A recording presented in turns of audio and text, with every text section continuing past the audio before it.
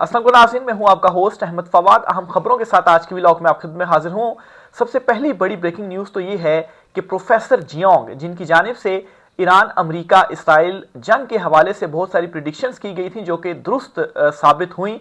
इन्होंने एक और जो गेम थ्योरी है वो पेश की है, जिसके मुताबिक इसराइल जो है वो अमेरिका की रिप्लेसमेंट है, ना कि अमेरिका का इत्तेहादी है। ये बड़ी खतरनाक न्यूज़ है अमेरिका के लिए। और इस सारी गेम थ्योरी का ताल्लुक भी ईरान जंग से था और इसकी शायद समझ अमेरिका को बड़ी लेट आई, जिसके बाद ट्रंप को बाकायदा तौर पर दबाव डालकर मनाया गया। और ये दबाव जेडी वेंस जो हैं और इवन के उनकी अपनी जो पॉलिटिकल जमात है उनकी जानिब से डाला गया जंगबंदी के लिए। तब जाकर ट्रंप जो हैं वो नेतन्याहू का जो एक उनके ऊपर हवा सवार था, उस हवे से वो बाहर निकले और इस जंगबंदी के लिए राजी हुए। तो ये सारी डिटेल्स आपके साथ में शेयर करूंगा कि जंगबंदी के पीछे असल में कौन था, कैसे ट्रंप पर दबाव डाला गया, और ये जो गेम थ्योरी इस वक्त पेश की जा रही है कि असल में इसराइल कमजोर करना चाहता था अमेरिका को, क्योंकि वो अमेरिका की रिप्लेसमेंट है, उसका इत्तेहादी नहीं है। इस पर तफसीलात आपके साथ शेयर करूंगा। फिर साथ साथ आपको ये खबर भी दूंगा जी कि चाइना ने भी एक मेजर प्लेयर के तौर पर जो रोल है वो यहाँ पर अदा जो है वो किया है इस जंगबंदी में। और असल में ईरान को मनाने में या ईरान को कन्विंस करने में अगर किसी का रोल था तो वो इंपॉर्टेंट रोल था तो वो चाइना का था, क्योंकि ईरान एक गारंटी चाहता था और चाइना के मनाने पर उसको वो जो गारंटी है वो मिली। और साथ ही साथ खलीजी ममालिक जो हैं इनमें से सबसे बड़ा लूजर अगर कोई बनकर सामने आया है तो वो यूएई है। यूएई कैसे सबसे बड़ा लूजर है इस सारे सिनेरियो में, इस सारी जंगबंदी में, जंगी सूरत हाल में, ये भी आपके साथ में शेयर करूंगा। सबसे पहले तो जी आपको एक खबर देता चलूं कि ट्रंप के ऊपर बाकायदा तौर पर जेडी वेंस जो हैं इनकी जानिब से और इनकी जमात की जानिब से जो दबाव है वो डाला गया। और इसके बाद ही ट्रंप इस चीज पर रेडी हुए कि ठीक है अब हमें जो जंगबंदी है उसकी तरफ जाना चाहिए। नहीं तो इससे पहले भी ट्रंप को कई मरतबा जंगबंदी का कहा गया, लेकिन उन्होंने इवन के अपनी स्टेटमेंट्स में भी ये कहा और नेतन्याहू जो थे उनके कहने के ऊपर जो जंग थी वो कंटिन्यू रखी गई ट्रंप की जानिब से। लेकिन एक पॉलिटिकल जो प्रेशर था वो ओवरऑल अमेरिका के इंटरनली जो सिस्टम है वहां से आया। पहला पॉलिटिकल एक प्रेशर तो ये था कि जो अवाम थी बड़ी तादाद में वो ट्रंप के मुखालिफ हो गई इस सारी जंग की सूरत हाल में कि इस जंग में अमेरिका को नहीं जाना चाहिए था। अमेरिका ने जाकर ना सिर्फ अपना माशी बल्कि बयानिए की जो जंग थी वो भी यहाँ पर हारी। और अब एंड पर सूरत हाल ये बन गई थी कि मैस वेपन्स जो हैं वो इस्तेमाल किए बगैर आप ईरान को पीछे नहीं हटा पा रहे थे। तो नंबर वन तो ये कि एक पॉलिटिकल प्रेशर था पब्लिक के प्रेशर की वजह से। नंबर टू, माशी तौर पर भी बहुत ज़्यादा प्रेशर था कि इस जंग में बड़े पैमाने पर अरबों डॉलर्स जो थे वो डेली बुनियादों पर इस जंग में जो है वो झोंके जा रहे थे। और फिर इसके साथ एक और प्रेशर ये था कि ट्रंप के अगेंस्ट 25th अमेंडमेंट जो है इसका इस्तेमाल करते हुए ट्रंप को इम्पीच किया जाए, ट्रंप को हटाया जाए और जेडी वेंस जो कि नायब सदर हैं अपनी काबीना जिनकी मेजॉरिटी उनके साथ है वो नए अमरीकी सदर बन जाएं। तो असल में ये एक जो प्रेशर था वो माउंट कर रहा था। और जो अपोजिशन थी, जो डेमोक्रेट्स थे, उनकी जानिब से भी कोशिशें की जा रही थी कि वो भी अपनी अक्सरियत को बनाएं और फिर उसके बाद मुआवजे की जो तहरीक है वो भी ट्रंप के अगेंस्ट पेश करें। तो एक तो ये बड़ी रीज़न थी कि ट्रंप को यह समझाया गया कि अगर आप ऐसा नहीं करते तो जो मिड टर्म इलेक्शंस हैं उन इलेक्शंस में हमारा जीतना बतौर जमात वो मुमकिन नहीं हो पाएगा। और अगर ऐसा नहीं होता है तो रिप्लेसमेंट के तौर पर हमें फिर जेडी वेंस को सामने लाना पड़ेगा ताकि हम एक जो बयानिया है वो पब्लिक में बना सकें। और मिड टर्म इलेक्शन में भी हमें एक जो बयानिया है वो चाहिए ताकि हम अपना जो मिड टर्म इलेक्शन है वो सिक्योर कर सकें। तो एक तो ये खासा प्रेशर था ट्रंप के ऊपर। फिर जेडी वेंस शुरू से ही इस जंग के मुखालिफ थे, वो नहीं चाहते थे कि ये जंग हो। इवन के ट्रंप को ये मशवरे भी दिए गए, पब्लिकली उनकी जानिब से स्टेटमेंट्स तो दी गई जंग के हवाले से कि हम ईरान को ख़त्म कर देंगे, ये कर देंगे, वो कर देंगे। लेकिन ऑब्वियसली वो ये स्टेटमेंट तो नहीं दे सकते थे कि मतलब है कि हम ईरान से हार गए हैं। ज़ाहिर सी बात है ये तो अंडरस्टूड चीज़ें हैं। बहरहाल इंटरनली जेडी वेंस ना इस जंग के जो है वो साथ थे और मुज़ाकरात में भी उनका बहुत ही इंपॉर्टेंट रोल था। तो एक तो जो पॉलिटिकल प्रेशर था ट्रंप के ऊपर वो ये था, और दूसरा एक सोच जो है वो बड़ी डेवलप भी होती जा रही है। और इस हवाले से चाइनीज़ प्रोफेसर जो हैं जियोंग, उनकी जानिब से इस जंग को लेकर पहले भी काफ़ी सारी प्रिडिक्शंस की गई थी जो कि दुरुस्त भी बाद में जो है वो उनके अंदाजे साबित हुए, उनकी जानिब से एक गेम थ्योरी जो है वो पेश की गई है। और इस गेम थ्योरी के पेश करने के बाद ये कहा जा रहा है कि इसराइल असल में रिप्लेसमेंट है अमेरिका की, वो अमेरिका का एलाय नहीं है। और सिर्फ ये थ्योरी ऐसे ही पेश नहीं की जा रही अंदाज़ों की बुनियाद पर, बल्कि इस हवाले से काफ़ी मुदल्लल जो दलाइल हैं, जानदार किस्म के जो दलाइल हैं वो भी दिए जा रहे हैं। उसमें जी सबसे पहले तो ये बताया जा रहा है कि आखिर क्यों इसराइल जो है वो ये चाहेगा कि वो अमेरिका को रिप्लेस करे। और फिर दूसरे नंबर पर इसको ये भी जोड़ा गया है कि आखिर क्यों इसराइल ये चाहता था कि ईरान के ऊपर जो अटैक है वो अमेरिका करे, क्योंकि जो एक ग्रेटर का मंसूबा है भी, तो उस ग्रेटर के मंसूबे में तो जो सरजमीन है वो कहीं पर ईरान की है ही नहीं। वो तो जो खलीजी ममालिक हैं कुछ उनकी ज़मीनें हैं और कुछ के ऊपर तो ऑलरेडी कब्जा किया हुआ है। तो फिर आखिर क्या वजह थी कि ईरान के ऊपर आपने जो अटैक है वो किया। तो बहरहाल जी सबसे पहले तो रिप्लेसमेंट वाली कहानी के ऊपर आते हैं, फिर उसके बाद अटैक की जो रीज़न है वो भी आपको मैं समझाऊंगा, एक तरतीब के साथ आपको लेकर चलता हूं। तो प्रोफेसर जियोंग जो है उनका ये कहना है जी कि 3 महाजों के ऊपर इस वक्त अमेरिका को कमज़ोर किया गया इस जंग में इसराइल की जानिब से। और किसी भी मुल्क कोई भी जो कंट्री है अगर इन 3 महाजों के ऊपर वो कमज़ोर हो जाए तो फिर उसका जो सिस्टम है वो कोलैप्स कर जाता है और फिर वो पावरफुल नहीं रहता। उसकी जो पावर है उसको फिर एक रिप्लेसमेंट की ज़रूरत होती है। नंबर 1 तो ये कि उनकी जो अवाम थी वो बिल्कुल भी ट्रंप से राज़ी नहीं थी इस जंग पर।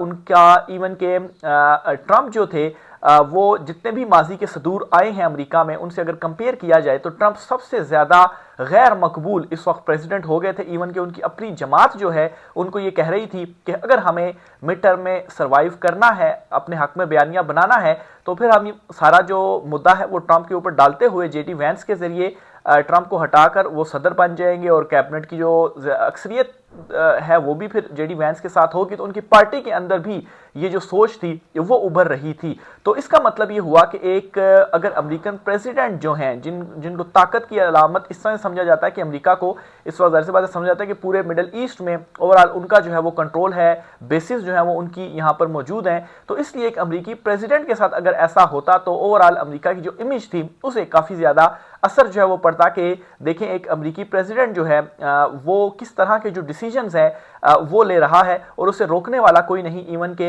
इस जंग के दौरान जिस तरह की स्टेटमेंट्स ट्रंप की जानिब से दी गई उससे भी ओवरऑल अमेरिका की जो एक इमेज थी वो भी यहाँ पर ख़राब हुई। तो नंबर 1 ये जी कि कोई भी सिस्टम है अगर आपने उसको कोलैप्स करना है तो सबसे पहले आप ये कर लें कि उसकी जो आवाम है उसे ही उसके खिलाफ कर दें।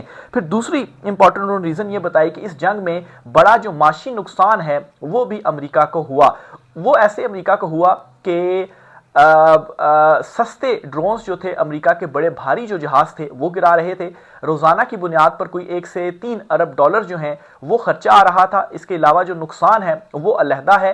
प्लस ये कि खलीजी कंट्रीज़ में भी अमेरिका का जो कंट्रोल है वो कमज़ोर होता जा रहा था। अब इवन के नेटो में भी अमेरिका का कंट्रोल जो है वो कमज़ोर होता जा रहा था। नेटो ममालिक उसके साथ खड़े नहीं हुए, यूरोप उसके साथ खड़ा नहीं हुआ, बरतानिया उसके साथ खड़ा नहीं हुआ। अमेरिका के अगेंस्ट, ट्रंप के अगेंस्ट जो स्टेटमेंट्स थी वो उनकी जानिब से दी गई। फिर इसके अलावा जो खलीजी कंट्रीज़ हैं उनमें भी देखें तो कतर ने वो फर्स्ट कंट्री बना, कतर जो ये कहता है कि मैं अमेरिकी जो फौजी हैं उनको अब वापस भिजवाता हूँ। इसके अलावा जो सऊदिया है, सऊदिया का इसमें जो सारा ओवरऑल रोल था वो भी बिल्कुल एक जो है वो तहम्मुल का जो मुजाहरा था वो सऊदिया की जानिब से किया गया। इस जंग में वो नहीं आया ईरान और सऊदिया जो है वो आमने सामने नहीं आए। अलबत्ता जो यूएई है वो ज़रूर फ्रंट पर खड़ा रहा। तो एक जो ग्रिप थी, एक जो कंट्रोल था वो भी यहाँ पर कमज़ोर हुआ माशी तौर पर भी, और वैसे भी खित्ते में जो कंट्रोल था वो भी अमेरिका का कमज़ोर हुआ। और अगर वो इस जंग को कंटिन्यू करता तो मज़ीद उसका जो कंट्रोल था वो कमज़ोर तर होता जाता। फिर इसके साथ ही जो सियासी लीडरशिप थी, जो पहली मैंने आपको रीज़न बताई कि इवन के अमेरिका के अंदर ट्रंप को हटाने की जो बातें थी वो शुरू हो गई थी और 25th अमेंडमेंट का जो इस्तेमाल है वो करने के हवाले से बातें शुरू हो गई थी। तो अगर ये चीज़ें हो जाती तो इससे क्या होता कि अमेरिकी जो सिस्टम है वो कमज़ोर होता। और इसराइल जो है वो क्यों ये चाहता था, अब मैं दूसरे हिस्से की तरफ आता हूँ क्योंकि आप ये सोच रहे होंगे, आपके जहनों में ये सवाल होगा कि आखिर इसराइल ये क्यों चाहता था कि वो अमेरिका की रिप्लेसमेंट बने, ना कि वो अमेरिका का एलाई। इसकी भी रीज़न जो है वो मैं आपके सामने रखता हूँ। अच्छा, अब ये जो तीनों पॉइंट्स मैंने आपको गिनवाए हैं, अगर ये तीनों हो जाते तो इस सूरत में اسرائیل جو ہے اس کا جو ایک اگر ہم دیکھیں جو گریٹر کا منصوبہ ہے تو اس منصوبے میں کہیں پر ایران تو ہے نہیں، لیکن اس کا جو منصوبہ ہے تب ہی پایہ تکمیل تک پہنچ سکتا ہے جب جو پاور ہے وہ اس کے پاس ہو۔ ظاہر سی بات ہے جو خلیجی کنٹریز ہیں وہاں پر امریکہ کا جو کنٹرول ہے وہ کیسے اس کی جانب سے برداشت جو ہے وہ کیا جا سکتا تھا۔ اور پھر اس کے بعد آپ یہ بھی دیکھیں کہ اسرائیل اس سارے معاملے میں خود مضبوط اس لیے تھا کہ جب ایران کے اوپر اٹیک ہوا تو ایران جو اسرائیلی عوام تھی وہ اپنی جو ان کی قیادت تھی اس کے ساتھ کھڑی ہوئی، کیونکہ ان کے ذہنوں میں بھی ظاہر سی بات ہے اپنا ایک جو منصوبہ ہے، گریٹر کا منصوبہ ہے، دیگر معاملات وغیرہ ہیں۔ پھر اسی طرح سے آپ نے کہیں پر سنا ہو کہ اسرائیل کو بہت بڑا معاشی جو نقصان ہے وہ ہوا ہو، بلا شبہ ظاہر سی بات ہے نقصانات تو ہوئے ہیں، پیسہ تو لگا ہے، لیکن پھر دوسری طرف آپ یہ بھی دیکھیں کہ تمام جو ورلڈ بینک ہے، IMF ہے یا دیگر بڑی بڑی جو کمپنیز ہیں یہ کون کنٹرول اس وقت کر رہا ہے؟ تو ظاہر سی بات ہے پورے خطے میں اپنا کنٹرول کرنے کے لیے، کنٹرول حاصل کرنے کے لیے، پاور حاصل کرنے کے لیے یہ ضروری تھا کہ جو امریکہ ہے وہ کمزور ہو، کیونکہ اگر امریکہ کمزور نہیں ہوتا تو اس کا جو گریٹر کا پلان ہے یہ امپلیمنٹ نہیں ہو سکتا تھا۔ اس پلان میں یہی ہے کہ جو کنٹرول ہے وہ پھر ان کے پاس ہوگا، کیونکہ ان کا یہ ماننا ہے کہ یہ جو زمین کا حصہ ہے یہ ان کے لیے ہی ہے، تو یہ تب ہی ان کے لیے ہو سکتا ہے جب یہاں پر کسی اور کا کنٹرول نہ ہو، تو وہ جو کنٹرول ہے وہ تو اس وقت امریکہ کا ہے۔ تو یہ پروفیسر جیونگ جو ہے ان کی جانب سے ایک جو گیم تھیوری ہے وہ بیان کی گئی ہے کہ اصل میں جو مقصد تھا پیچھے وہ یہی تھا۔ اور پھر اس کے بعد جو ایون کہ اب جب جنگ بندی بھی ہوئی ہے تو اگر ہم اسرائیلی جو میڈیا ہے اس کو دیکھیں تو یہ خاصی تنقید کر رہا ہے اس وقت ڈونلڈ ٹرمپ کے اوپر۔ بھئی دیکھیں تنقید کیسے کی جا سکتی ہے ٹرمپ کے اوپر؟ امریکہ ایک علیحدہ کنٹری ہے، اسرائیل جو ہے وہ ایک علیحدہ کنٹری ہے، اگر اسرائیل کوئی جو جنگ ہے وہ چھیڑ رہا ہے تو ٹھیک ہے وہ لڑتا رہے، امریکہ آخر کیوں اس کی جنگوں میں کودے؟ تو یہ بڑا ایک امپورٹنٹ سوال بھی تھا۔ اور یہ جو تھیوری بھی بیان کی جا رہی ہے پروفیسر جیونگ کی جانب سے یہ اس لیے بھی درست معلوم ہو رہی ہے کہ اسرائیلی میڈیا کو اگر آپ اٹھا کر دیکھیں تو وہاں پر ایک بڑا سناٹا سا چھایا ہوا ہے، ایک پراسرار سی آپ یوں کہیں کہ پراسراریت وہاں پر چھائی ہوئی ہے، اور وہ بالکل غم میں اس طرح سے ڈوب گئے ہیں کہ آخر یہ جو جنگ بندی ہے وہ کیوں ہوئی ہے؟ وہ یہ چاہتے تھے کہ امریکہ مزید اس میں انوالو ہو، انٹر کرے، اور اب آپ یہ بھی دیکھیے گا کہ اگر امریکہ جو ہے وہ 2 ہفتے کے بعد مذاکرات کامیاب ہو جاتے ہیں، اس سے پیچھے ہو جاتا ہے، تو پھر اس کے بعد اگر ایران جو کہ ایک اب نئی پاور بن کر سامنے آئے گا اس کے اور اسرائیل کے آپس میں یہ کوشش وہ کرے گا کہ ہمارے جو تعلقات ہیں وہ ٹھیک ہو جائیں۔ تو یہ ایک گیم تھیوری تھی، میں نے سوچا آپ کے ساتھ اس جنگ بندی کے ماحول میں اور اس سارے سینیریو میں بہت ہی امپورٹنٹ یہ معاملہ تھا، چونکہ پروفیسر صاحب کی پہلے بھی بہت ساری جو پریڈکشنز تھی، اندازے تھے، وہ درست ثابت ہوئے۔ انہوں نے یہ کہا تھا کہ امریکہ یہ بڑی غلطی کر رہا ہے، ایران ان میں سے نہیں ہے جو کہ پیچھے ہوگا، اور اس سے پہلے چائنا کو بھی امریکہ نے اس طرح سے کرنے کی کوشش کی تھی، چائنا بھی ڈٹ گیا، وار تو نہیں چھیڑی گئی لیکن اس کے بعد پھر کچھ جو جھکاؤ تھا وہ امریکہ کی جانب سے دکھایا گیا۔ اچھا اب میں نیکسٹ آتا ہوں جی کہ یہ جو سارا معاملہ ہوا ہے جنگ بندی والا، اس میں چین کا بہت ہی امپورٹنٹ رول تھا۔ اچھا اول تو امریکہ سے JD وینس کا بہت امپورٹنٹ رول تھا، دوسرا پاکستان کا بہت امپورٹنٹ رول تھا، اور تیسرا چین کا بھی اس میں بہت زیادہ امپورٹنٹ رول تھا۔ رول یہ تھا کہ ایران ایک گارنٹی چاہتا تھا، یا ایران یہ چاہتا تھا کہ کوئی ایسا بڑا ملک ان مذاکرات میں شامل ہو کہ اگر ان مذاکرات کی خلاف ورزی کی جاتی ہے تو اس صورت میں وہ ملک پھر ہمارے ساتھ کھڑا ہو سکے، یا امریکہ ایک مرتبہ سے ضرور سوچے کہ یہ جو ہے وہ جو نکات ایران کی جانب سے پیش کیے جا رہے ہیں، جو ہم نکات پیش کر رہے ہیں، تو ہمیں جنگ بندی کے لیے جو مذاکرات ہیں انہیں لازماً کامیاب بنانا ہے۔ تو یہ ایک سوچ تھی ایران کی جانب سے، اور ٹرسٹ کرنے کے لیے تیار نہیں تھا۔ پاکستان کا ایک امپورٹنٹ رول جو ہے وہ اس میں تھا، جس میں ثالثی کا کردار ادا کیا گیا پاکستان کی طرف سے۔ امریکہ اور جو ایران ہے دونوں قیادتوں کے درمیان رابطے، اور اس کے بعد جو پروپوزلز تھے دونوں طرف سے جو شیئر کیے گئے، اور اس کے بعد دونوں طرف سے منانے کی بھی جو کوششیں تھیں وہ بھی پاکستان کی جانب سے کی گئیں۔ بہرحال چین نے ایک لاسٹ مومنٹ میں جا کر انٹروین کیا، اور ایران کو جو اس وقت چیزیں رپورٹ ہو رہی ہیں، ایران کو یہ منایا کہ وہ جنگ بندی کے اوپر راضی ہو جائے، اور اس چین کے منانے پر اور چین کے کہنے پر چونکہ ایک گارنٹی چونکہ مل گئی ایران کو، تو اس وجہ سے وہ راضی ہو گیا۔ اب ناظرین ظاہر سی بات ہے ایران بھی جنگ بندی چاہتا تھا، کیونکہ ان کا بھی خاصا جو نقصان ہے وہ ہوا، لیکن اب کیا ہوگا کہ ٹیبل کے اوپر ایسا نہیں ہوگا کہ امریکہ جو ہے وہ ذرا بھاری ہو کر بیٹھے اور ایران تھوڑا ہلکا ہو کر بیٹھے، ایسا نہیں ہوگا، بلکہ اب ایران کی جو پوزیشن ہے وہ ذرا بھاری ہو کر بیٹھے گا، کیونکہ اس کی جو شرائط ہیں وہ ٹیبل پر موجود ہوں گی۔ اب آتے ہیں جی کہ کیسے اس سارے معاملے میں خلیجی جو ممالک ہیں وہ سب سے بڑے لوزرز، اور ان میں سب سے زیادہ یو اے ای جو ہے وہ سب سے بڑا جو لوزر ہے وہ بن کر سامنے آیا ہے۔ اچھا، اس میں تو سعودیہ کے حوالے سے اگر بات کروں تو بڑا سمارٹلی سعودیہ کی جانب سے پلے کیا گیا، اور ایران اور سعودیہ بالکل ایک دوسرے کے آمنے سامنے نہیں آئے، اس میں پاکستان کا بھی بہت زیادہ مثبت رول تھا۔ بہرحال جی، اگر دیگر ممالک کی بات کی جائے تو قطر جو تھا، قطر کو اینڈ پہ ہزیمت یہ برداشت کرنا پڑی کہ وہ خود ہی اس جنگ سے پیچھے ہوئے، انہوں نے امریکی فوجیوں کو بھی جو ہے واپس بھیجنے کا کہہ دیا۔ لیکن کویت، بحرین اور یو اے ای کی اگر بات کی جائے تو ان ممالک نے اپنی جو تباہی ہے وہ اس جنگ کے دوران نکالی۔ خاص طور پر جو یو اے ای تھا وہ بالکل جو ہے وہ کھل کر سامنے یہاں پر آیا، کوئی پردے یو اے ای کے نہیں رہے۔ ایون کہ ایٹمی ہتھیار کے حوالے سے بھی یہ چیزیں ہو رہی ہیں کہ ایک خلیجی ممالک کی جانب سے، ملک کی جانب سے یہ کہا گیا تھا کہ اگر امریکہ یہ بھی کرتا ہے تو ہم اس کے ساتھ ہیں، اور اس ملک کا جو اندازہ لگایا جا رہا ہے وہ یو اے ای کے حوالے سے ہی لگایا جا رہا ہے۔ بہرحال یو اے ای اس میں لوزر اس طرح سے بھی ہے کہ سب سے زیادہ نقصان اگر کسی کا ہوا، ایون کہ ایران سے بھی زیادہ میں سمجھتا ہوں وہ یو اے ای کا ہوا ہے، اور وہ ایسے کہ اس وقت دبئی اور دیگر جو شہر ہیں اس جنگ کے بعد وہ خالی ہونا شروع ہوئے۔ 120 ارب ڈالر کی جو انویسٹمنٹس تھیں وہ یو اے ای سے نکلی، ٹوٹل ملا کر کوئی 300 ارب ڈالر سے زائد کا جو نقصان ہے وہ پورا جو خلیجی خطہ ہے یہاں پر ہوا۔ پھر اس کے ساتھ ہی نہ صرف انویسٹمنٹس نکلی، خاصی بھاری انویسٹمنٹس بھی تھیں، بلکہ جو ایک بڑا اعتماد تھا یو اے ای کا پوری دنیا میں، ایک جو اس کی امیج بلڈ اپ ہوئی گئی تھی کہ یہ بڑا سیف ملک ہے اور یہاں پر ہمیں اپنا جو انویسٹمنٹس ہیں وہ کرنی چاہیے، اپنی زندگی یہاں پر گزارنی چاہیے۔ جو اشرافیہ تھی، جو ایلیٹ کلاس تھی، انہوں نے وہاں پر پراپرٹیز خریدیں اور وہاں پر اپنی زندگی جو ہے وہ گزارنے لگ پڑے۔ تو یہ ایک امیج جو ہے، اور پھر خاص طور پر جو ٹورزم تھا یو اے ای کا، یہ بہت زیادہ متاثر ہوا۔ اب یو اے ای 35% اپنی جو ریونیو جنریٹ کرتا ہے وہ ٹورزم سے کرتا ہے۔